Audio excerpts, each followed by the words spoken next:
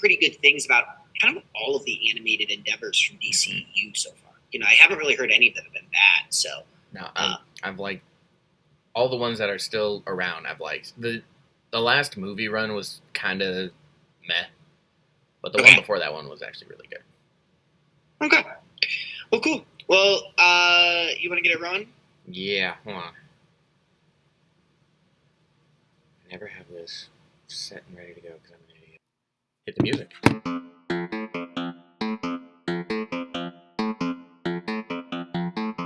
Talk about sports. Yes, sports.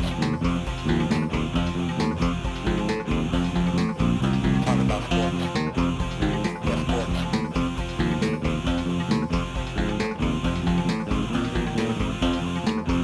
Talk about sports. Sports Tuesday. Talk about sports. Talk about sports. Sports Tuesday. Talk about sports.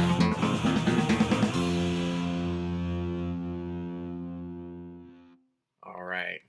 Everybody, welcome back to an amazing episode of The Scuttle. We are back with our off-season little mini-series that we're doing on pop culture with me and Alec. And today we're here to talk about the latest DC endeavors, Supergirl and My Adventures with Superman, with a look at their future releases as well. Alec, how you doing today, buddy? I'm good. Admittedly, DC is a bit of a blind spot for me. Like, I'll definitely be leaning on you. I've obviously been following, like, I saw Superman, and, like, I've seen all of the movies. I would say more on just the comic side. I don't think I've ever actually read a DC. Maybe I read The Killing Joke. But, yeah, I mean, I've very little DC, like, comic book exposure. So, excited to talk about DC, which is, after Supergirl, definitely in an interesting moment. Yeah, Supergirl not doing great at the box office. I did go see it over the weekend with my family. It wasn't a bad movie, but it certainly wasn't a good movie either. Yes. I did, for the most part, like it. I do think there's a good movie in there, and I don't know if it just needed a script polish or editing, but it just, every time it felt like, oh, okay, now we're getting into the good stuff, it just stopped. It just shut to another scene abruptly, and I was just like, oh, okay, we're doing this now. Great.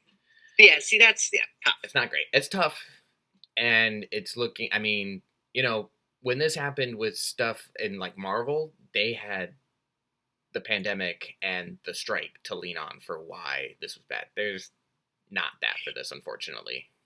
There's not. I mean, and I think this offers up a good opportunity to kind of just go through, before we get into the film itself, let's just talk about the box office. I know some people call this like bean counter analysis, but I do think this is very important. The box office performance 100% sets the direction for how folks think about the franchise, what decisions get greenlit, what doesn't. So it is worth kind of just exploring how much money this is going to cost, just so we can, I think it'll frame up a little bit more going forward. So the production budget on this movie alone was what I saw about $170 million. Is that right for you, Tom? Yeah, that's about right. Which, as those of us that follow this type of stuff know, means that, like, the full budget for this thing was probably like $300 million, including ad sales and all that stuff. Yes, and so because usually marketing is never included in the budget for the production. So, but I do believe them just based on like how it felt that the box office or the marketing budget definitely probably wasn't much higher. You can always see it's like same as the production budget, half the production budget. I'd say you're probably coming in somewhere around the $300 million would be like all in for this movie. Like, and then you always have residuals and weird stuff. But so if you have a $300 million budget, it's looking like globally it's going to make about 200 million, maybe 210 million. And then again, they only see about half of that revenue. So it's going to be a big loss. I mean, once you start getting into the $100 million lost revenue, like that's the red line. Like you can get away with just about anything less than that if you have like a cult following afterwards. Like take for example Super Troopers. Like Super Troopers 2 would have never been made if you just looked at box office. 100%. Like and that's the case for a lot of comedies, to be honest. True. aside from the whole writing thing, like, they don't make a ton of money, and they sometimes cost a lot to make because it is a very actor-driven genre.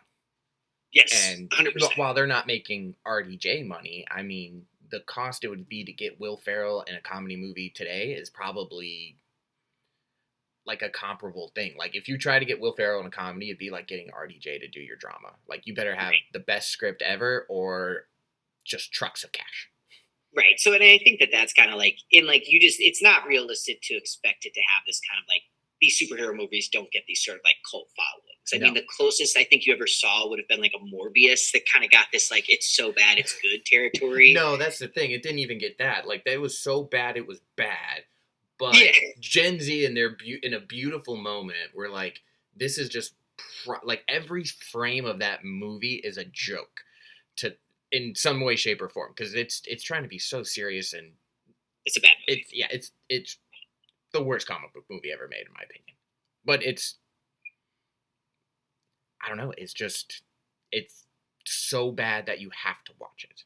Yeah, it's kind of like The Room. Yeah, it's like, that's why they start almost every, like, when you do an intro film class, they usually start with either like Mono's Hands of Fate, Plan 9 from Outer Space. They probably do The Room now. Oh, that'd be funny if they do. Yeah, and Morbius would be like a prime example. And the re-release is still just the funniest fucking thing in the world. Cause I know. It's people actually liked it. That re-release would have worked. Ellie, they're fine. Ellie,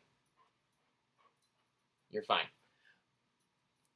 Yeah, so that's where it's like, if that cult following had been real, Morbius would have, probably ended up breaking even after the re-release. It just ended up losing more money somehow. I don't know how you do that. Yeah, I agree. I mean, classic Sony. Sony sucks. So but yeah, so like, it's worth calling out because like, once you start losing $100 million, like, studios take note of that. Like, it's not like you can't, like, there's no studio that's happy about it. The DC universe you're not going to see Supergirl 2 anytime in theaters. No. And so that's just where it's at. It's just not going to it's going to be a big loss, which is just a shame. I'm looking at I don't really want to get into the whole, like, women superhero movies haven't done very well debate. That's just another kind of L in that discussion. Just another good data point, and we just haven't quite figured out how to, like, there's been two, Wonder Woman, and Miss Marvel and Captain Marvel. Thank you. And that's about it. It's a wrap. Yeah.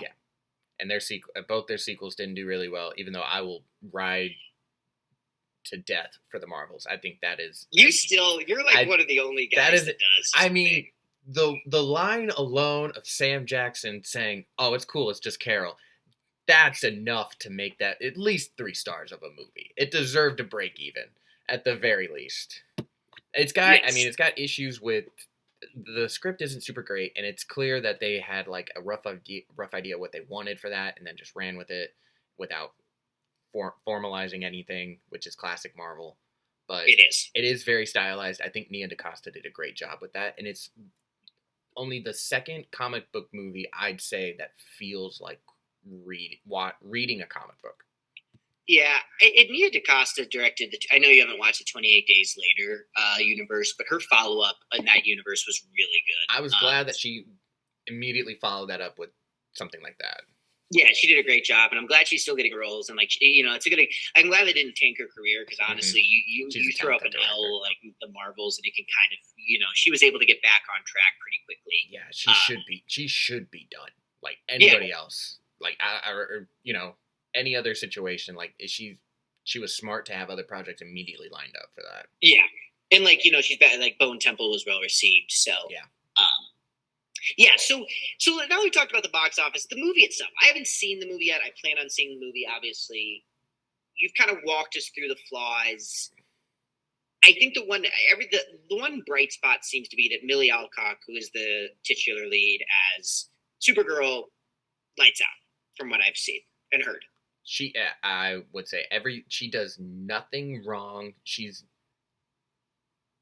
was better, I think, in House of the Dragon. Because that She's great in House of the Dragon. The opening season for House of the Dragon, or at least that first half, is really good and covers so much with so little time, and she has to do so much with just 5 episodes, basically. Yeah, and I know we'll talk about House of the Dragon. I always thought her interpretation of Rhaenyra, I really wish that they would have continued it. I thought they kind of nailed, she kind of nailed, her kind of, bristling at, men dominating the throne, and she spoke to more the ambition of that character she nailed it where she had that authority too, but she was also charismatic. I don't think we've seen a similar. I think Darcy hasn't. I wish Darcy would have taken more notes from Millie's performance, because I think that they feel like two separate ones. I think Millie's interpretation was far more of how I envisioned Rhaenyra, and that was the role I was like, oh, she's got juice. She was the best performance on the show, I thought. Oh, without a doubt, yeah. I would say her and Matt Smith, but I can't be partial about any doctor. I immediately will be like, yeah, Matt Smith's fantastic, and it's like he's drunk for this scene. Perfect. No notes. Do you ever see Caught Stealing? Matt Smith plays a. Oh no, but I want to. I've seen. Oh, it's elite, Matt Smith. I love seeing it, and he's in Morbius too, and he fucking hates that movie. Is. That's right. He is. He's the villain. Jesus, I forgot about that. Oh my god. Okay. Other than Millie's performance, Tom, is there anything else that you enjoyed about Supergirl? I enjoyed her backstory with Krypton. I don't want to get into spoilers for it, but it is even more traumatic than I anticipated. And does a good job potentially setting up what's going to happen in the Superman follow-up, Man of Tomorrow. Yes, which would, in my opinion, help Supergirl a lot by making it an essential viewing and help home sales and streaming help offset some of that cost from the box office, which would be kind of cool. And that all depends on which Brainiac story they're going with, and not to get too spoilery, but there's a certain little city that Brainiac likes to carry around, that may or may not be important. Interesting. Yeah. Now, also, I've heard Lobo is another. I see that. Yes, Jason Momoa. I like him as Lobo. He does nail the personality of Lobo.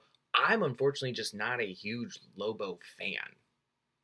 I'm not a big Jason Momoa fan. I'm gonna be honest. I'm kind of over his shtick. For me, the Minecraft movie was a lot. He was a lot in that. Jack Black works in the Minecraft movie. Oh, he's great. Jack Black's wildly talented. I don't think Momoa's untalented. I just think Momoa has one move. And he does that move kind of on repeat, and he doesn't stop doing that move. And he's like the rogue, I got this, guys. That's the stunt casting. Everyone, this is a good example sometimes for studios. I see it where fans are like, oh, Jason Momoa, Lobo, let's do it. And it's fan driven, and then the studios are like, fuck it, we'll give it to these nerds. And it's like, okay, I don't know. That is what they say. What? That is what they say. Fuck it. We'll give them nerds a morsel. Yeah, and that's what it feels like. So I just feel like they're pandering, and on top of that, it's I think you said Lobo is a character. I don't know much about him, but I just seen that character. It's never really spoken to me, and on top of that, Momoa as I can understand why people made that connection, but it's I don't know. It didn't. But I did hear that people really liked it. If you're into Momoa's thing. Yeah, well, I think Momoa's thing works for most characterizations of Lobo. He was kind of more like the Superman animated series Lobo, which is, I guess, the only Lobo that doesn't because I'm not a 90s edgelord guy. I don't like many of the characters that came from that time. I'm not a huge... Lobo's a 90s guy? Oh, yeah.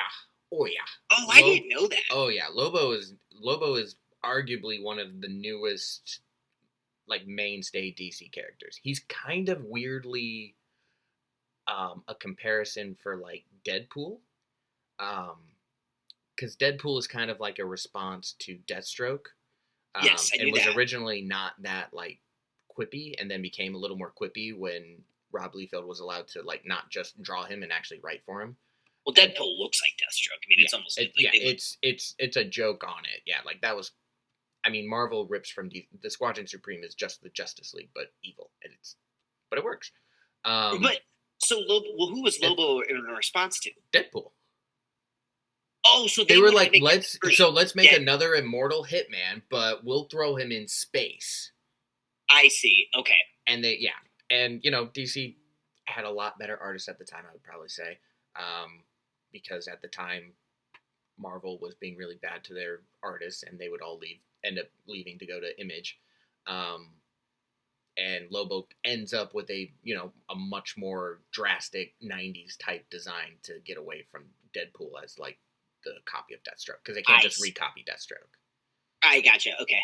I mean, but every '90s character is a response to something like that. Like there was a lot of edge. Like Punisher becomes much more edgelordy in this time. Daredevil, even, yeah. Gotcha. I didn't realize. See, it is funny because Lobo just felt like, again, I'm not as familiar with DC, but Lobo did feel like. I mean, I've heard about Lobo for years. Like, he's got a cool character design too. I think he's a cool looking character. So I just, based on his popularity, I just thought he'd been around for longer. I didn't realize he was so recent. Interesting. Yeah. So, but that's about all I heard. It's just like the Momoa. The script was lackluster. I heard the villain was dog shit. Did you know the villain? That actor. Who is the villain? I don't even know. It's a no-name villain. His name's Krem. It's from the comic. So the main comic that it's based on it's more mainly built around that. Crypto and Lobo are kind of added in extra. But the main story is that Kara helps a girl. She's mainly on the Red Planet. So in the comic, she mainly doesn't have her powers, and helps her, restore her honor to her family after they get murdered by a crime lord, in this case, Krem, and he just comes off as like he should have been a henchman in a Guardians movie. That's literally what people said. It's like, is this guy a henchman? I have not seen that at all. I can't tell you how many people. I haven't seen him just mentioned at all. I've mainly just seen Millie Alcock mentioned in a few Lobo things. I was doing a decent amount of prep for this, like not like 30 minutes worth, and I can't tell you how many folks across like different swaths of the internet were like, this guy is like a henchman. I was losing him in scenes. Like it was so. It's easy to lose. Yeah. Which again, like I think this is probably, if there's one criticism against the comic book like genre in general, I think it's one of the ones that's the most salient to me, is I think it's just hard to have good comic movies. I just, or not that it's hard, but there just aren't a lot of good ones. And sometimes it's weird too, where like you think of like Thor, what was I'm blanking on the name with Christian Bale. Was that Love and Thunder? Gore, the God Butcher. He was great. Christian Bale comes in, and but that movie's not great. So it's always hard to like. Sometimes you get a Christian Bale. And Gore's such a good villain.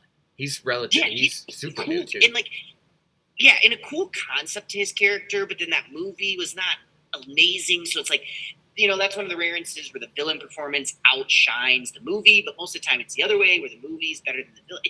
It's hard to like, and this is something anime I always think does a really good job of. A lot of like high level anime is like, the villains always have some sort of motivation where I just feel like a lot, if there's one critique, I don't see that done very well. And it does hurt the movies like considerably, Yeah. I mean, he really is, he's just a slumlord, and he takes things so far and so dumb, and like he should be able to, like he should just run away, and he wins. Like he just has to outlast her for 3 days. That's all he's got to do. Yeah. That's tough. I mean, she's mainly on a red planet. She mainly doesn't have powers. Like you just gotta be a little smarter. And I read that kind of what you would expect from a crime lord. Fair enough. Yeah. So I mean, I think the most important takeaway though, and we talked about this off pod, was Millie. The most important thing in the movie is that people like Millie, which I will say, like usually with these women superhero films, when the movies don't do well, like they just hold, like Allison Brie, like her career just got launched into the space. She had to go to jail for a little bit. Yeah. they can be more like I haven't seen that sort of like vitriol towards Millie, which is good because she is a major component of their new universe. So if the movie doesn't work, but as long as she's good, and I really liked, even in like Superman, I liked her, chemistry with Corin Set. Like that's the most important thing to me. That was the other thing I liked is, Corin Sweat's barely in the movie, but he's just so good. I agree. He's really good. I completely agree. Perfect. I can't imagine anyone else now. Yeah, and I'm not familiar with Supergirl, but if Supergirl goes the way of like Punisher, where she's more meant as like a secondary character, I know, and I'm not trying to like we're not trying to say that women can't be lead characters in comic book movies, but sometimes they work better as supporting characters.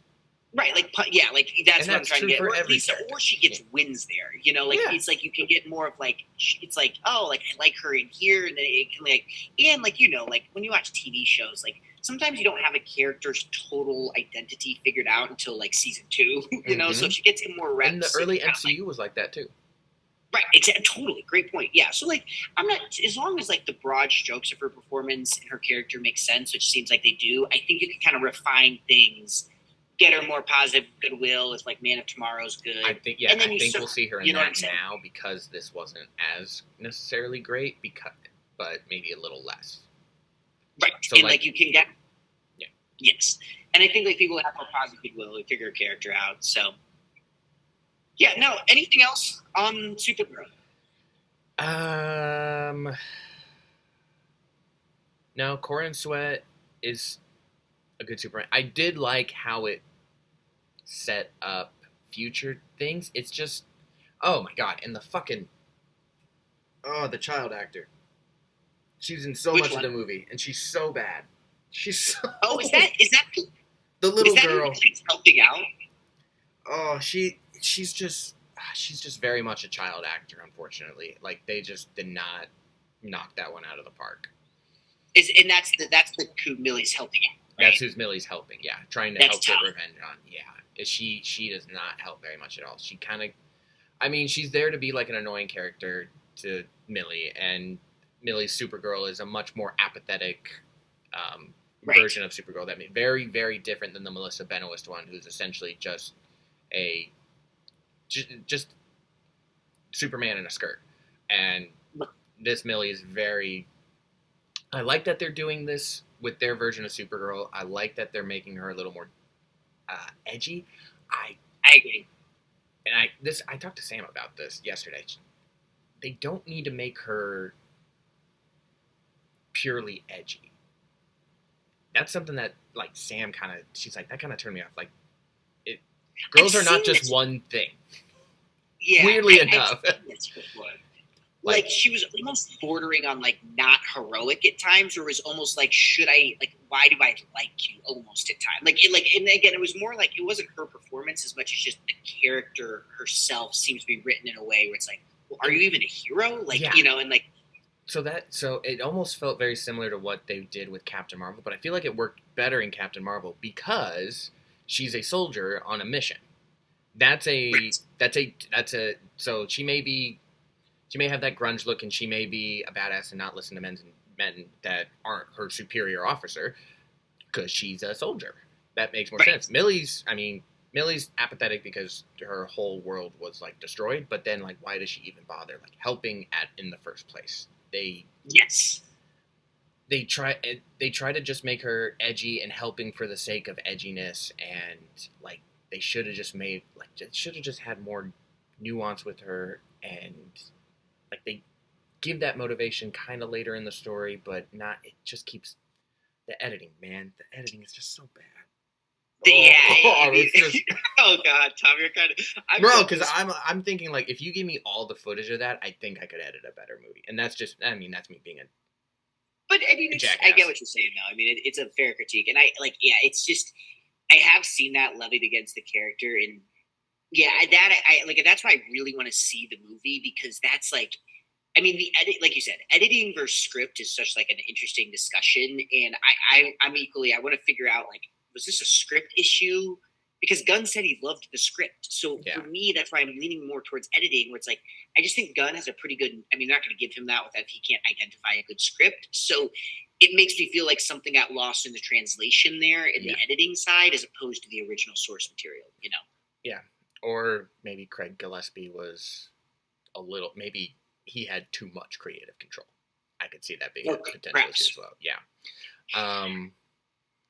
But yeah, overall, I mean, I do think it is a general win for DC. It's going to hurt the pocketbook, but I think a big part of why Clayface got approved is to try and offset that as well, because that will make money. I agree. Well, that's got such a low budget. Yeah, we'll talk about that later. But we'll talk about Clayface. Yeah, Clayface, really excited for that. But let's switch gears. I mean, that's Supergirl. But I would say that DC Universe, another area that seems to be going well, is the animated side. There's this, so maybe just walk us through. I know you've been watching My Adventures with Superman, which honestly kind of a cool concept in general. So just want to sing the premise of My Adventures with Superman, and then also just a little bit on like the DCU animated universe and how it's connecting. It's kind of an interesting piece to DC. Okay, so I think I'm going to start by addressing that because unfortunately, unlike, well, kind of like Marvel, I guess they do have a now canon animated show, but there's going to be a lot of canon animated shows for DC. There already was one with the oh my god, Creature Commandos. When you say canon, does that literally mean like what goes on in the animated show connects to the grander DCU of like Man of Tomorrow? Yes. That's crazy. Creature Commandos. That's real. Creature Commandos was the debut of. Oh, I'm blanking on the actor who played Crossbones in Captain America, and I like that guy. Yes. Yeah, he's playing Rick Flag Sr. for the DC, but he started on Creature Commandos voicing the role. Frank Grillo. Yes, love Frank Grillo. Yeah, I like him. Great look to him. Yes. Great look. And he was he's now been in 3 DC projects because he was in Peacemaker season 2, he was in Superman, and his debut was in Creature Commandos. Okay, so Creature Commandos, I've seen bits and pieces. I think about it and seen full episodes. I liked Creature Commandos. It's really good. So everything that's in that universe is happening in the live action DCU. Yes, but not necessarily everything that DC puts out is canon to like the main Superman story. My Adventures with Superman has nothing to do with the Superman movie. Okay, so that's a really good distinction. So which of their animated is considered canon and which is just like one-offs? So James Gunn came up with so when you see the DC logo, if there's there may be a word after it that says Elseworlds. That means it's got nothing to do with David Corenswet Superman or Millie Alcock Supergirl. That means its own separate world. Matt Reeves' Batman will have this in the new part 2 because it's not, it's theoretically not connecting to Corenswet Superman, but supposedly that's still up in the air. I personally hope it's not. I agree. They need to keep that separate. I like what Reeves is doing. It doesn't feel like they should bring those together to me. I don't. They put out 11 Batman books every month, and not all of them are the main. Some of them are Batman as a vampire. Some of them are Batman as Frankenstein. Just let him cook what he wants to cook, and if he wants to steal other characters, let him. You're talking to probably the biggest Robert Pattinson head around. I'm fine with his Batman interpretation. I don't want that to be the main. I just don't find that interpretation. I hate saying that to Robert Pattinson, but there's a better Batman out there. I agree. And I don't know who it is, but there is someone out there that was Corenswet. Yeah. And again, there's. I mean, you know better than anyone. There's an infinite number of ways to portray Batman. So if this is just a flavor, it's not a flavor that I particularly enjoy for my Batman. But again.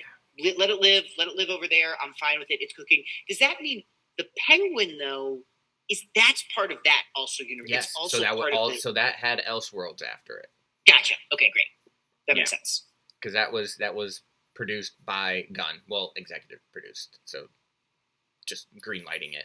But My Adventures with Superman, not canon to the DCU. He's voiced by Jack Quaid instead of David Corenswet. Kind of fun. Fun thing about the DCU, if David Corenswet is voicing Superman, that means it's the same Superman from the movies.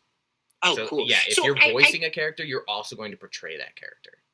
That's cool. So DC, that's a cool thing that I think that I like how even like walking through this organization, I like how DC's like they have like on canon, off canon. They're not kind of like Marvel's kind of really walked themselves into a kind of odds with like they haven't like made that delineation as clear, and it's hurt a lot of their like end products. Where I'm glad DC clearly saw the errors of that ways and were like, we're not going to make those mistakes. You know? Yeah, it's the benefit of going second. Like correct. Yeah. Yes. Yeah. Well, that's a good tip, though. So, but by Avengers Superman, this is something that is kind of still pretty niche. I mean, we're deep into like not deep, but this is like tier 2 nerd stuff, not tier 1 nerd stuff. Yeah, and they good. You're good. Okay, yeah. So my Adventures Superman, it starts with a younger Superman. It does like season 1 is his origins, and it focuses a lot on Lois and Jimmy, and eventually Kara as Supergirl in season 2 and now 3. It has a very it is a show for people that know and love Superman. Like it does not we breeze through his introduction basically and go straight into an overarching season. It's very anime style in that regard. Like, see, that's like right up my alley. Yeah, it is perfect for you. The art style is fantastic, and they are paying their animators very well or not very well, and forcing them to work a lot of overtime. But either way, it's beautiful. Sometimes we've talked about that at length before. We don't need to go into it again. Yeah, we have talked about that. It's very common on this show to lament the state of animators, but it is. So, what brought you to it? Like I said, I've heard whispers of it that it's good. So, is it kind of quirky? Like that's what it looks. That's quirky. What it presents. It is. To me. Yeah, it is a very. It's more. It's not like a Jujutsu Kaisen anime. It's much more like a slice of life style anime. It's feel good. It makes me feel better watching it for the most part. Like I feel happy at the end of every episode, which is kind of the general goal. Until you get to like the last 3 episodes of every season, then there's emotional moments and stuff. But it's written well. It hits all the emotional notes. But what drew me to it was Jack Quaid. Jack Quaid. Jack Quaid voices Superman in this, and honestly, my first guess was like that nerd playing Clark Kent. That'll be hilarious, and he crushes it. See, and I think that's what's like fun about like doing these sorts of like. I mean, this is something like Marvel kind of did when they had their What If. It's just kind of where it's like it just there's. I mean, about it. There are so many comic book stories around, and like you don't need entire flavors, but it's just like, it's just like here's a little sample of this. Here's a little like Jack Quaid is Superman, and like what that like me envisioning what a Jack Quaid Superman would look like is just a funny concept, Yeah. And it's like fun. I'm glad that they like take that for a spin, Yeah, and it's it's a what I like about it is that it pulls from like all of Superman's history and kind of combines them into certain stories. Like the first arc was mainly about like a potential Krypton invasion, like the government being worried about an alien appearing in Metropolis and how their militarization, looking at you, Amanda Waller, was sparking something else with like freaking out Superman, and he doesn't trust the government and that whole thing. And then like season 2 was a Brainiac story, and what's crazy is that it looks like season 3 is a Death of Superman storyline. Oh, interesting. Yeah, they're pulling out all the characters from it so far and giving them kind of twists. Like, I think the Superboy in this one is going to end up being like a future son of Clark and Lois sent back in time. And that's another thing about this. It's got a good focus on the romance between Clark and Lois, too. Okay, so kind of good. So when I think of Death of Superman, that's Doomsday, right? That's like Doomsday coming down, and more importantly, it's the people that come after Superman dies, because there's 4 different characters that try to take the mantle of Superman after he dies. Gotcha. Okay, yeah. So that feels pretty heavy to me, honestly. Yes, I would be really shocked if they actually do like kill him, but I think what they're mainly going for is the idea of new Superman coming up to try and replace Clark. I see. Yeah. Okay, so they're going to focus more on that. That makes more sense because I do think that. Interesting. Yeah. Okay, I will still get just quick. So like Harley Quinn, is that? That's an Elseworlds. Yeah, that's all on its own. And at this point, the Harley Quinn show has become more about. That's another show. It's great. I have not watched, I think, the last 2 seasons, but the first 2-3 seasons I watched, they're fantastic. One of my favorite interpretations of the Joker, weirdly enough. Really? What do you like about that interpretation? Alan Tudyk, mostly. He's a great Joker. I mean, that's fair. Yeah, his voice is just really good for it, and he's playing a very over the top, hammy Joker. Okay. To the point where he's like, if the 1960s Joker was written by Judd Apatow almost, or Seth Rogen, or something like that. He's much more jokey, and he's still a piece of shit. They make that very clear. He's still not likable in any way, but he's the comedian Joker, as opposed to the dark, sadistic, burn it all down Joker, which sometimes you need a break from that guy. That guy sucks. Yeah, and I think that's kind of like, and I think it's very, I mean, I know people are going to make fun of this, but it's very similar to like why actors always go to Hamlet or Macbeth, or like you have this like archetype in like of the Joker or the Batman, and like it's like you can each actor can choose, or actress can choose to pull on a certain thread of that character, or emphasize a certain characteristic, and it's just fun. Like, so, and I like Alan Tudyk a lot. I didn't know he was the voice actor on that. That's really fun. I think he does like several different voices on there, I think. He also is their version of Clayface, which for a little bit people thought, is the new Clayface movie going to star Alan Tudyk? Because I can't do him in horror. That's not going to work. No, I agree. It's not just fun. Yeah, that would. Well, yeah. So there was some confusion there, but he's hilarious. Ron Funches is a voice on that. He voices King Shark. Oh, that's fun. And he's basically Ron Funches being Ron Funches. Yeah, it's very much like the Suicide Squad version of King Shark, the dumb one. Yeah. So honestly, okay, so man, it is just remarkable. Like they're like between Creature Commanders, Suicide Squad, Harley Quinn. I mean, it's kind of remarkable. Like DC's kind of built out a nice little animated.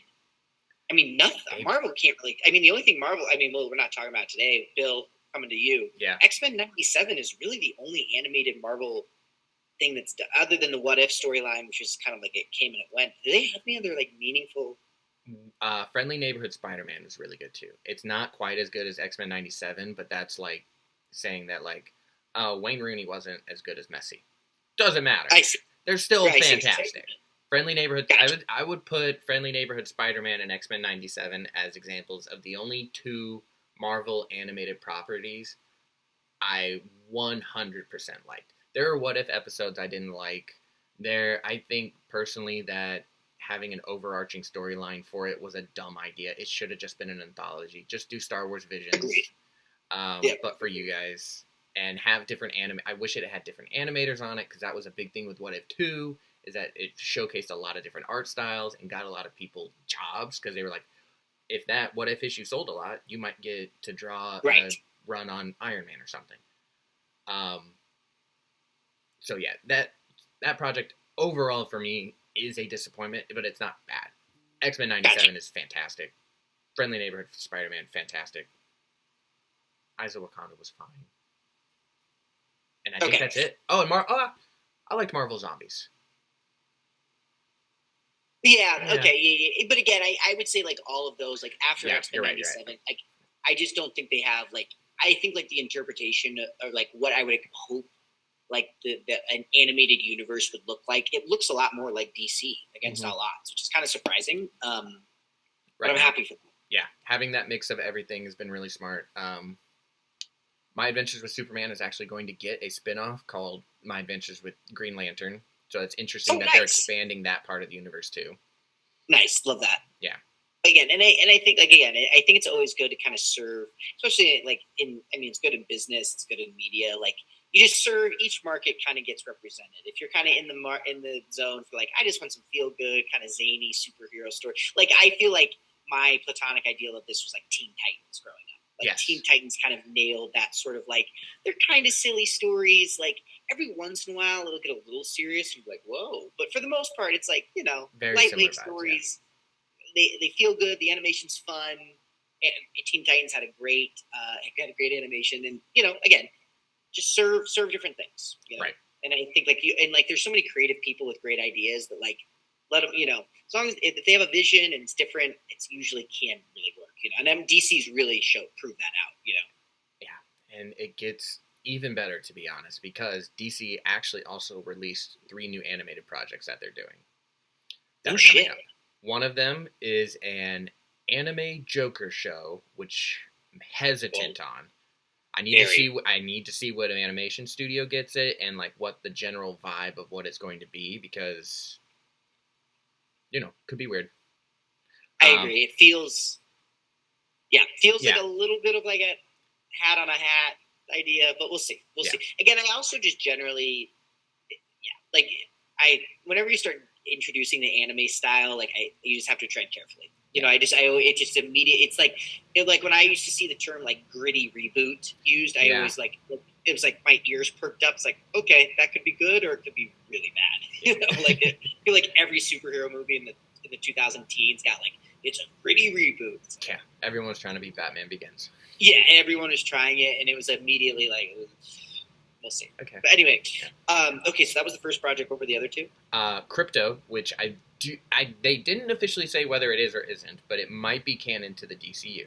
So that would just be short, and that one's mostly just shorts, I think, just like, but, you know, SpongeBob is shorts too, technically. They're only 7-minute long episodes. Right. Okay, yeah. I could get down for that. Okay. And the one I'm most excited about, they're animating Absolute Batman. They're taking the Absolute Batman storyline, which is brilliant and has a singular. It's a long-term focus, but it has an end goal. I would say that the Absolute, if they adapt the whole Absolute universe, that would be insane, because that's essentially that right now. That's the closest thing in American comics that I would say is like manga. Absolute Batman, again, it's very similar to Attack on Titan to me, where just the panels I see, I get fed some of that stuff in my YouTube algo. Just the panels I see that come out of that universe are like, oh, sick. They just look so cool, you know? That universe is crushing it. Absolute Batman #1 right now is, I think, a $300 comic if you have the first printing. Are you shitting me? They've done, so you can actually, like, if you go to try and buy an Absolute Batman printing right now, #1 right now, the printing designation has now gone to double letters. Like, it starts with printing A, B, C, D, so on and so forth. It has now gone into double A, double B, or A, B, A, C. Yeah. It's on like its 30th printing. Can you? I honestly don't really know. What is the premise of the Absolute Universe? Like, what's its spin? Is it just badass? It's just like badass stuff. So it's kind of crazy. The Absolute Universe and all the stories inside it are actually Darkseid trying to build a evil multiverse, and this is his first attempt. He's trying to take away all the light and hope from the superheroes before, if these worlds start off super bleak, and he's like, what happens if I can take away their hope? And it turns out they just do a different kind of hope. And that's interesting. Yeah. So it's so, oh god, this is where things get like complicated. So like Darkseid died, but Darkseid dying can't happen because he's like a foundational part of the universe. He kind of is evil. Like, he's not a personification of evil. He is evil. Okay. And so like his death, like he died and kind of like ascended and is now something. I think I'm remembering it right. He's something they call a hand, and that's a being that's able to create universes and multiverses. Like such a higher dimensional being that they're like a creator. And apparently there's, like, that whole concept started several years ago, and we learned about several different hands, like the hand that made the DC universe and a hand that made like another multiverse, and it's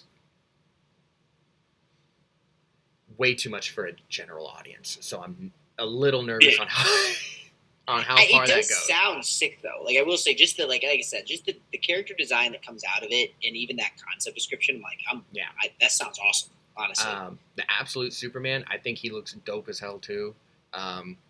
It is kind of like,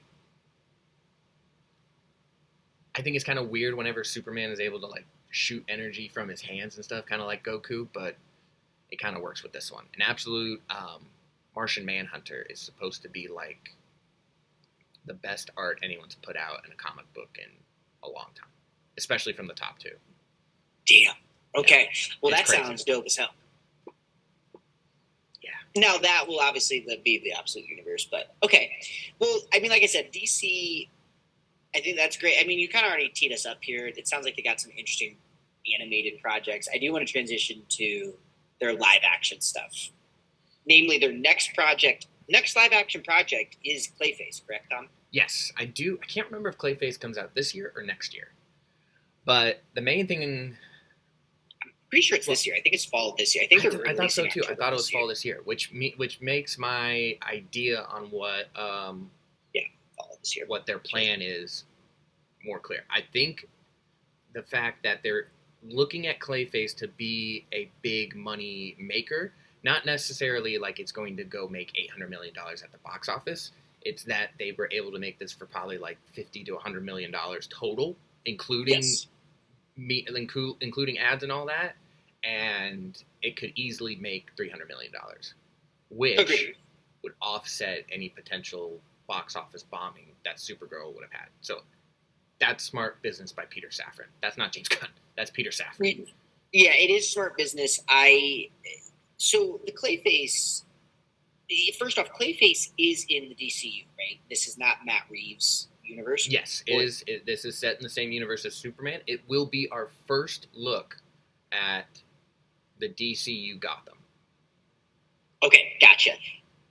Obviously, there's anytime you're looking at Gotham, you're going to get like Batman rumors. I don't really want to discuss all that, to be honest with you. I do want to discuss the Clayface concept. So, first, maybe you start off with what Clayface is, just high level. Yeah. So there's two characters that have been Clayface. There was one that was like a hitman, and there's one that is a former actor. The one that they're focusing on is a former actor. He's become super famous, but he falls in a vat of chemicals and becomes able to completely change. He's a full-on shapeshifter because he's made out of like mud. So he can basically he's a liquid human basically, and can change his face to whatever he wants, which works great as, an actor because like, oh, hey, you want me to be a little taller for this role? I can do that. You want me to change my face? Do that.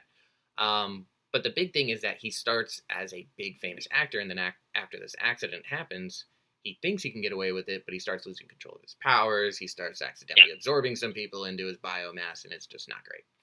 And then Batman gets involved. And so I think, as Tom described there, I think what Clayface is like presenting itself as, which is something Tom and I have always loved with comic book news, it's presenting as like body horror. So this is right up my alley. I freaking love horror movies. I have a deep love for body horror in particular. I think it's a really fun. The Fly, David Cronenberg kind of created the whole space. Rick and Morty obviously made fun of it. I think it's just a really cool thing. I think body horror is awesome. And again, it's the superhero movies I think work best when it's taking a genre of film and then putting the comic book spin on it. I just think it worked. Marvel did this to great effect, and I think interpreting Clayface in this way, kind of brilliant, honestly. Like, really just a great idea, start to finish. It's Mike Flanagan being a genius. Agreed. And I'm not as familiar with Mike Flanagan's work. I think I've only seen Oculus from him, so I'll let you hype on him up. Yeah, Oculus, great film. One of my favorite, it's definitely my top 10 horror movies. Fun, I probably watched, but I definitely watched it more like I probably watched that film a dozen to 2 dozen times. It's just like it relaxes me. I don't know. I just like the concept. I wish more horror films leaned into like reality distortion as a concept. I don't see enough of, and that's the only one that really does that super well. But Mike Flanagan has been kind of just like competently making shit for years. So he's pretty much made a lot of stuff on Netflix. So he made the Midnight Mass, Haunting Hill House, Haunting of Bly Manor, Midnight Club, Fall of the House Usher, all really competently made horror TV shows.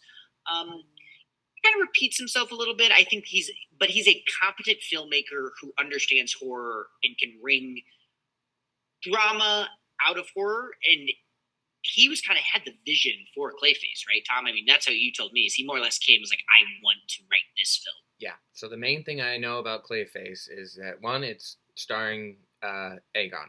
2, Mike Flanagan basically harassed James Gunn into letting him make this movie. And then James Gunn liked the script so much when it was finally finished that he was like, shit, I have to put this in Superman. Relate this to Superman. I want this to be part of my universe. And it will in some way advance the overall story they're telling, apparently. I don't know how, but it's so self-contained. You have to, and this is what I think makes sense. So first off, I love body horror. First off, I love Mike Flanagan. Third, there's a certain level of confidence I have, and less so now after this Supergirl, but I still have such confidence in Clayface is like what? B tier, C tier Batman villain. A C tier. Yeah. Yeah. I mean, like, so the fact that they're like, this is the third entry in this universe is like such a departure from how, if you were building out a universe, even by like Marvel standards, who had great success building out their B, C, T character, like, it's just crazy to me. The third film in your universe, you're going to Batman's third tier villain. Like it's really ambitious. And again, Tom, it gets at what you're getting at. We're like, there must be something going on here. Like it's such a like departure, like winning a studio exec, like some business suit who's like, wait, our third movie's Clayface. Like it takes there has to be such passion for this idea or else it would never have gotten through, you know? I mean, you can paint up the numbers thing for the exec guy all you want. It doesn't work if there's not that passion in there for it. Yes. The main thing the comparison I wanted to make was, so the MCU started with a movie about Iron Man, who was admittedly like a B-list character for them, but he was still on the Avengers, a founding member, right? An important part of the universe, even if his books didn't sell well. Yes, yeah, and that's I think the big thing where like he wasn't mainstream well known, but in the comics he's a big fucking deal. Right. Especially modern run, he's like, I mean, he's like the Holy Trinity, you know. So like, and then second movie they make a movie about the Hulk. That's a top 3 character. His books sell like crazy. This would be like if Marvel had decided for their third movie they're gonna do a movie about the Jester, who is that's a crazy one of the worst, that is a guy that Matt Murdock as Daredevil just like scrapes off his shoe. He's just like, whatever. He's like, you know what? At least I didn't have to deal with Stiltman today. You know what? You're better than Stiltman. I'll give you that. I'll always give you that, Jester. It's honestly, I'm really glad you did that Marvel comp because honestly, it didn't click into my head. I mean, it is though. It is like that's how like an insane move it is to do. Yeah, it is. It makes the Guardians of the Galaxy move look like just like a safe bet. It really does. Like, even without the hindsight, it's crazy. It is crazy. And I do think they are astutely reading too. Like this is like horror is having a bit of a revival. Like, I mean, you're talking to a guy I've been in the horror dregs for a decade now. Like the last 2-3 years, I feel like there's been a real sort of like you can make them for cheap. They're like the movie making business to the side has kind of shifted towards horror movies. You don't need great actors. You can kind of shoot like there's a lot of creativity coming out of the horror space right now. And I think it is a smart move to kind of like ride the coattails of that sort of thing into a superhero. And we haven't seen a horror superhero movie done yet. It's just really what? That's not true. What is it? New Mutants. Don't say Morbius. What? I thought you were going to say Morbius. No, you're right. Actually, Morbius kind of. I was like, if you say Morbius, I'm going to throw my computer. No, I was gonna say New Mutants was supposed to be like a horror trilogy. Until Fox got yeah, and I can't remember who. I think it's Josh Boone for that one. It was another like decent horror dude, but that one got butchered in post production. Yeah, classic. Well, that's the thing. You got to commit. Like you got to, And again, there's a lot of I love body horror. And I think comic book movies like there's such a business people love them because they were such money makers and they've just kind of gotten very sort of like stale. And this is the first idea, not first, but this is an idea that's like nice. Like here's the sort of ambition, the creativity I hope to see from comic book movies. And I think and I think it could be great for DC. It feels like you said a good chance for them to make serious money again, and also kind of right the ship around just the goodwill around the universe as well. Too. I think that will do that, and I also think I don't have super high hopes for the next project coming up too, and that's going to be Lanterns on HBO Max. Right. Yeah. Lanterns and that's will advance. Also in the universe, right? Also in the universe, yes. Aaron Pierre, who will be on that My show. dude. Your dude. I'll let you talk about him in a second. Alongside Texas stalwart and head coach of the Dillon Panthers, Kyle Chandler will be playing Hal Jordan. Clear eyes, full hearts, baby. Clear eyes, full hearts. Can't fucking lose. So that show's a guaranteed hit because of that. But Aaron Pierre will be appearing in Man of Tomorrow as Jon Stewart, who everybody assumes is the first Green Lantern, which, fair enough. The Justice League show was fucking awesome. And great show. Yeah. And hopefully I hope his characterization's pretty close to that. I hope they lean into like the military side of him and the fact that he's an engineer. I hope that gets in there too. I feel like that didn't come out as much in his Justice. It's been a while since you just like the engineering soldier side didn't come out as hard for me, did it? No, he was mainly just a Marine in that. But that's what I thought. Yeah. The cool thing about the four main Earth Lanterns is that they all kind of have a different style to using the ring. Like Guy, his constructs are very haphazard. He basically just uses like energy walls to like slap people around and stuff. Like he does use hands in the like Superman movie and stuff, but his hands would be like very crudely drawn, whereas Jon Stewart would be very detailed. Like you'd see the nail bend, you would see the wrinkles in the hand. The main thing he likes to do, he's a sniper for the Marines. He will build him, instead of like just shooting straight from his ring, he will build a laser and build it screw by screw by screw. Oh, interesting. Yeah. That's a cool. And then you've got Kyle Rayner, my personal favorite Lantern, who has not made a live-action appearance yet. He's an artist, so everything he makes is like creative and out there. Like instead of hitting you with a truck, I'm going to hit you with an elephant that's made of bricks, and yeah. Stuff like that. So is that why he's your favorite? I don't really know much about Kyle. It's because he's a cartoonist. And he was the 90s Lantern. So like him and Wally West are Green Lantern and Flash for me more than anybody. Gotcha. Okay, yeah, because is he been interpreted in any live action or animated show? He was in Justice League and Superman.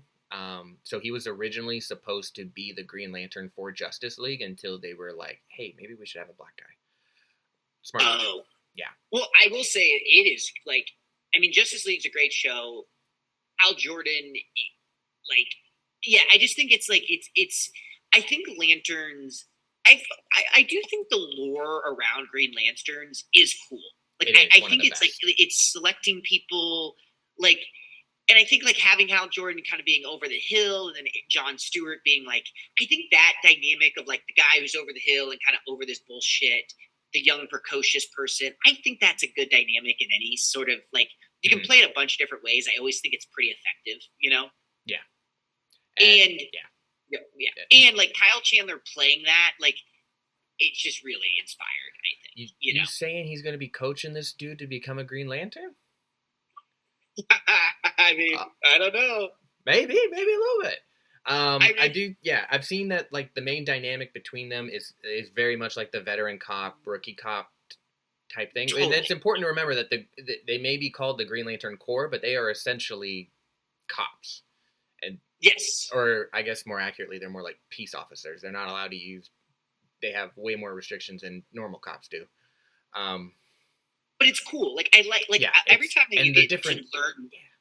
And the different color lanterns. I hope we get to see. Yes, some of that that's too. a cool thing too. Yeah. I like the different colored lanterns. Like the lantern lore is just a cool. Like again, I don't know as much as you do, but every time I see even like the shitty Ryan Reynolds versions, I just like they select people and there's a whole process and there's bureaucracy. It's kind of cool. It's definitely unique to Green Lantern that you really don't see in a lot of other superheroes. And I think it can be, especially if you have a TV series to kind of really expand on that, it can be really cool. I would think. The few times that like Justice League touched on it, it was always kind of cool because it always like frustrated John because he would be like, "Hey, can you guys send some more Green Lanterns for help?" And they're like, "That's not how this works, bro. You get your sector, and that's it. You're the guy." Yeah. It's cool. It's like a very cool because I always just remember like there'll be Lantern and the Council of Lanterns, and they always like they look really weird. It kind of looks like Star Trek, where they always look like weird aliens, and you're like they're almost like alien magic, which is even cooler. Like they're like they're crazy. I love Kyle Chandler. I also I'll ride or die for Aaron Pierre here as well. He was in a movie called Rebel Ridge, which kind of he's been in other stuff too. So that's not Rebel Ridge. I think was the movie that kind of brought him to prominence. Mm-hmm. He's been an old, but Rebel Ridge was just like your classic, just kind of like I call them like direct to streaming movies of like the kind of were like directed VHS back in the day. But Aaron Pierre is just like really good as an actor, and he was able to just kind of like elevate what's like pretty much a mediocre script. Just like he just seems like a total badass, and I'm very excited. Like I think he has like this gravitas towards him that I think would work quite well. I'm surprised I don't see more love for him as Bond. I don't know. Like I'm not trying to have a whole like white black Bond thing, but I just think that's like know he was British. He's British. Yeah, and so he carries that level of like suave, but also tough and like he just like I'm very. I think he will make a great Jon Stewart. Like it's a really good interpret. Like I think did just kind of look at him and be like, "Yeah, you got your shit together, man." Yeah, exactly. I'll listen to you. He just looks like he does look like he just has gravitas. Like that's a thing that comes from your voice and how you talk. He just looks like it. He looks like. Also so again, I've never seen the guy. He looks like he sounds like Andre Braugher from Brooklyn Nine-Nine, the Captain Hulk guy. The guy with the like. I'm expecting to like feel him talking. Like the vibrations will hit me and I'll feel it. Totally, and like I would say that he nails the thing. And this is a very. I mean, I'm not as well versed in action as I am in horror, but like in action movies, you'll see a lot of guys where they'll play stoic. But it just comes off as like, okay, it's kind of like in Forgetting Sarah Marshall where he's on the surfboard and it's like, but you got to get up the board. You know, you got to act. You can't just do nothing. You know, you can't just like be monotone the whole, you know, and like he really nails that where it's like I am stoic, but there's an internalness to me and my, like, you're just not, I'm just giving you like nothing just because it's a choice. But there's a lot going underneath the surface with him that he communicates quite well that I think will work very well with Jon Stewart, who has this sort of like, you know, he's a soldier, so he's serious, but like that doesn't mean he has nothing going on inside his head, you know? Right. No, and I think cool. I like that. I think it'll be great. I think it'll be a really great. What? Now, if you're saying that he can convey those things without talking, you know me.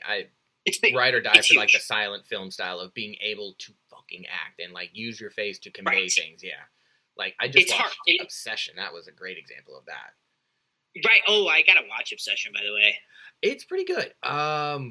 It's God again. Okay, I'm gonna have to start a Doctor Who counter. Watching that, I got so frustrated with all the characters in it though, because I kept thinking like, you guys are so dumb. You guys, you are making every wrong decision every single time. If you haven't seen it, I'm not going to say what my idea was to get out of the wish, but I do want to see when I watch Obsession. I'll text you because I'm really. But it's really well directed, really well acted. The lead girl in that, Imelda something. can't remember her name. She was fantastic. Okay. Yeah, I've heard. I mean, she's been real hot right now. Okay, well, that pretty much covers. Before we wrap up here, let's just do a little DCU future discussion here. So we have Clayface coming up next, and then is Man of Tomorrow the next project? The next movie project. Yeah. Okay. I think Lanterns comes out either like right before Clayface or right after Clayface. And then they're working on a Peacemaker Season 3 that's set in the main DCU. There should be a Creature Commandos Season 2 on the horizon. So that's something to look for as well.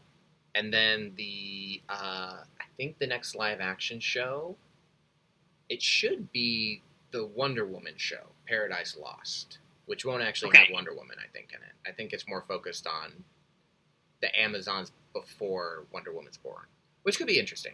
I do like the lore behind Themyscira, because it's so much more than just, like, being warriors and having fun in the sun and all that. Like, they go to war, and they have a history and stuff. And it's not just the Zack Snyder thing. They did not do one war and go home. Now, I can't fathom, though. So, so Man of Tomorrow, Superman sequel comes out July 9th, 2027. Like, that is kind of crazy. That's fast. It is fast. But what's also crazy to me is, like, do you really think there's a world where there will be no Batman on screen in this universe till then? Or even that movie? Like, there's no way they don't. It seems like an insane This is where we're going to go back to Clayface, and we're going to have to speculate. Like, it would be, like, if you're going to do anything, if you put Batman in the post-credit scene of Clayface and just have an actor cast, doesn't even have to fucking say anything, that would do a lot for the future of the DCU. Because they're building to something. They do have a Batman movie on the cards, but they're having trouble making it work, which... Fair enough. They're trying to do something completely new with Batman. They're doing the dad route. They're doing Damian. Like James Gunn has said, like no matter what the script looks like, it will have Damian in it. Which I think is a good. I think it's a good call to go the Damian. Got to go different. Got to give everybody different flavors. You can't have a Matt Reeves Batman if you're not going to integrate it into the universe. I agree. Like I just think that you have the Affleck, you have the Bale, you have Pattinson now. It's like I think in order to get Batman, dude. I know. I said I know I'm by myself on that one, but I really want fun Batman. I agree, and I don't know. But then again, like fun Batman does feel like like if Gunn is if Gunn is anything, he's fun. He likes there's always a charm. There's always a sort of like half winking, like this is fun, isn't it? Like I like he has that. He knew that comic books were dumb as a kid, but he still loved them anyway. And he's like, I want to share that with everybody. Agreed. And like, there's a real like winking sort of like thing that he has. And like, I think that can really work with Batman too. I mean, Batman is wildly versatile. And especially if you go this dad route with, you and I have talked a lot about Damian. He's a really fun character. Like, I just think that on screen with a kind of an old crotchety Batman, that's a fun concept. That could be fun, that's just a fun, or even more fun, crotchety Damian and wisecracking Bruce. Oh, that's what I want. Because that's the OG dynamic for Damian as Robin, because he was with Dick Grayson as Batman, and he's like, yeah, I might be wearing the cowl, but I'm still going to be me. I'm still going to be a little shit and talk smack. Yeah.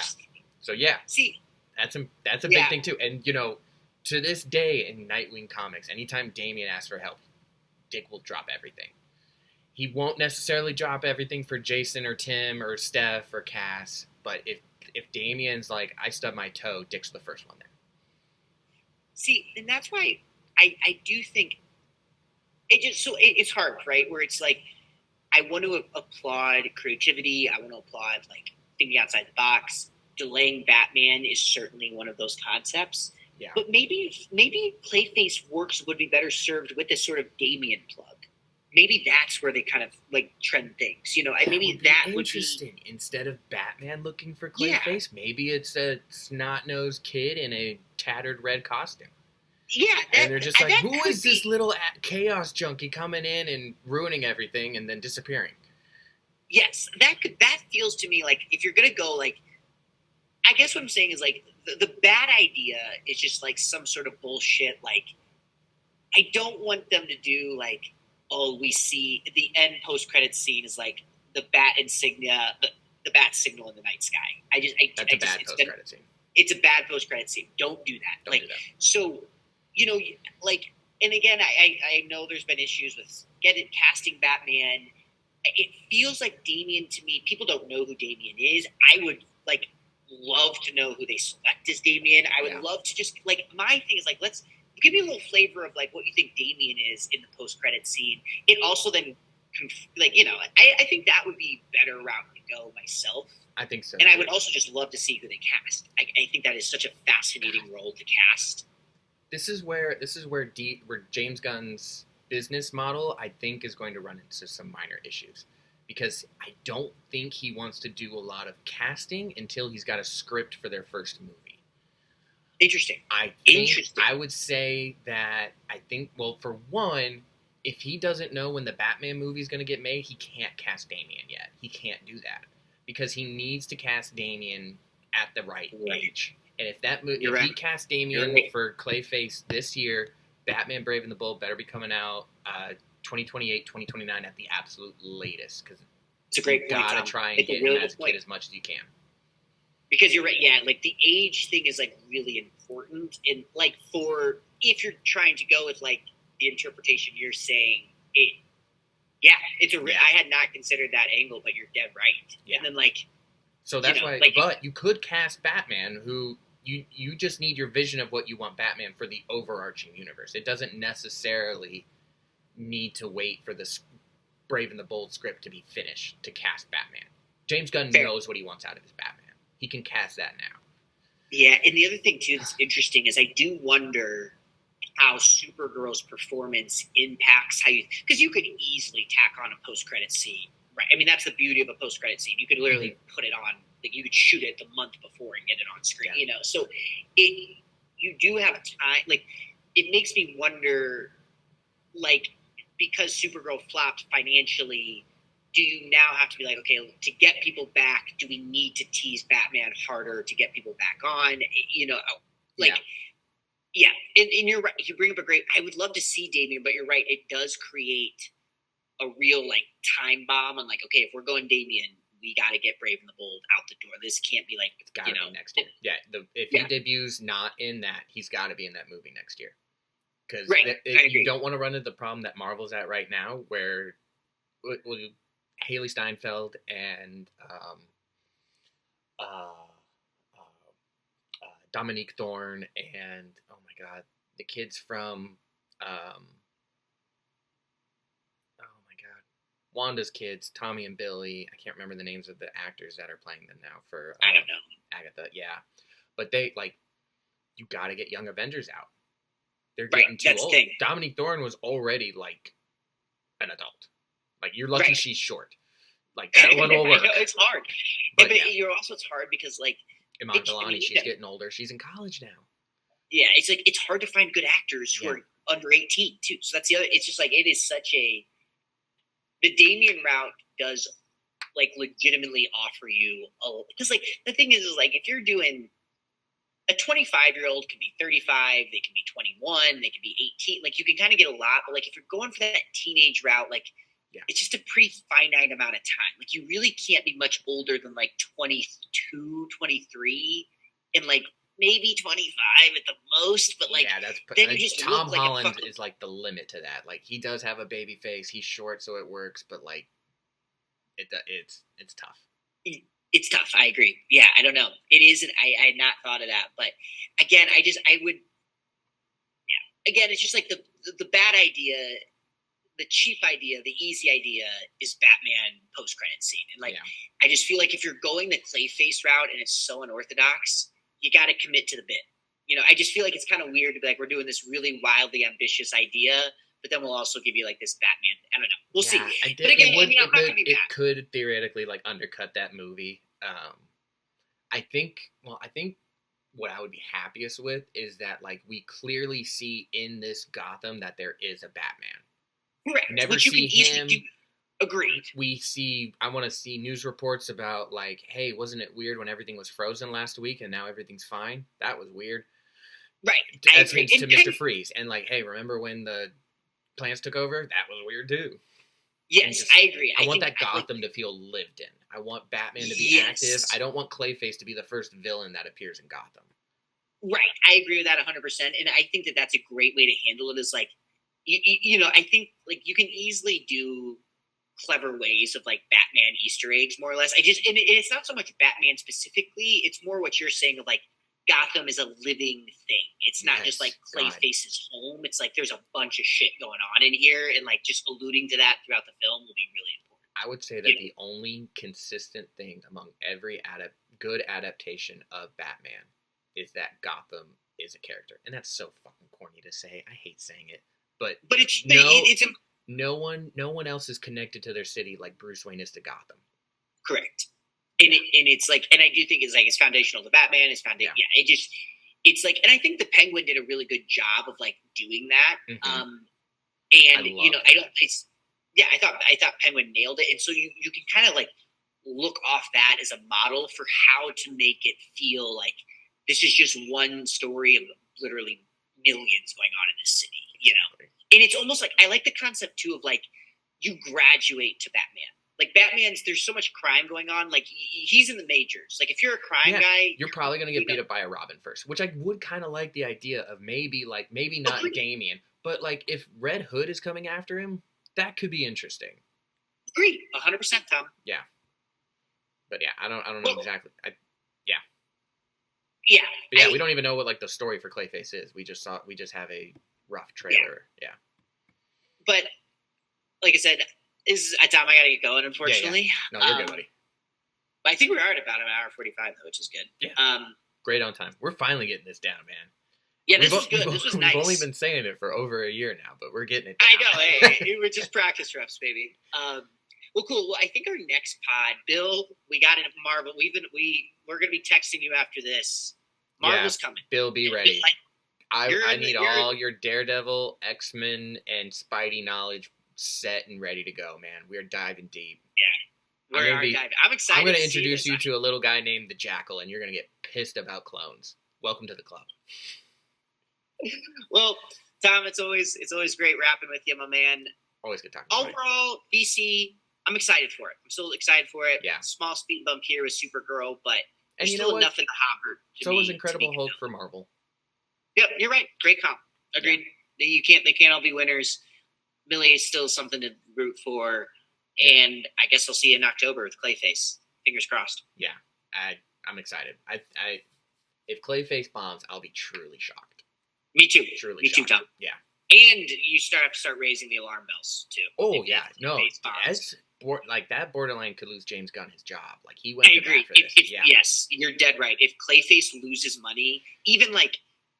I don't think it could ever lose $100 million because they're not going to put that much into it. No, but yeah, that'd be hard. If it's like a bad critical score plus like doesn't make any money / loses you 10, 20, 30, 50 mil, it's alarm bells time. You can't, and especially if you don't have another project coming till the summer of next year, like at least from the movie side, it's like that's bad. It's bad. That's tough. And we can't have another DCU reboot. We just can't. I can't. I can't do it again. I know, and that's This is starting so well for the most part, and I like. And they have good bones. You know, there's enough here with like it would be a real shame. Yeah, it's just crazy. We're in this world where like Clayface is either and that's the thing is Clayface. I really feel like either is a total fuck up or everyone loves. Like I just don't think there's any other way through here. I don't think this will be a tepid response. I think it's like, that was a total misfire, holy shit, or like, wow, James Gunn is bringing creativity back to Supergirl movies. Yeah, they'll be like, oh my god, James Gunn just gave us the superhero version of Obsession or Backrooms or whatever. Totally. Yeah, that's what they need to be aiming for. And honestly, Backrooms and Obsession doing so well should give them hope. Like, they shouldn't be sounding the alarm bells for Supergirl. They should be like, we should look at what our total for the whole year is before we start panicking. Agreed. Well, Tom, great chatting as always, dude. Take it easy. Enjoy it. Mexico, England. Mexico, England, yeah. Mexico. And, I feel like Mexico's going to shit kick England. I mean, I feel bad for Kobe Mainu. That's going to go home after not playing like at all in this tournament so far. But Mexico looked too good. They're on a mission. It looks good. They look really good. Quinones looks dynamite on that left side. Ooh, brother. Yeah. Okay, Tom. Yeah. All right. See you, buddy. Appreciate you, buddy. Well, for listening to The Scuttle. We are currently sponsored by nobody. Music performed and mixed by Digital Women. Look them up on their SoundCloud. And all hail our champion commissioner. We also have video versions of this on YouTube, so be sure to subscribe there. And as always, be kind to each other. And may the source bless this league.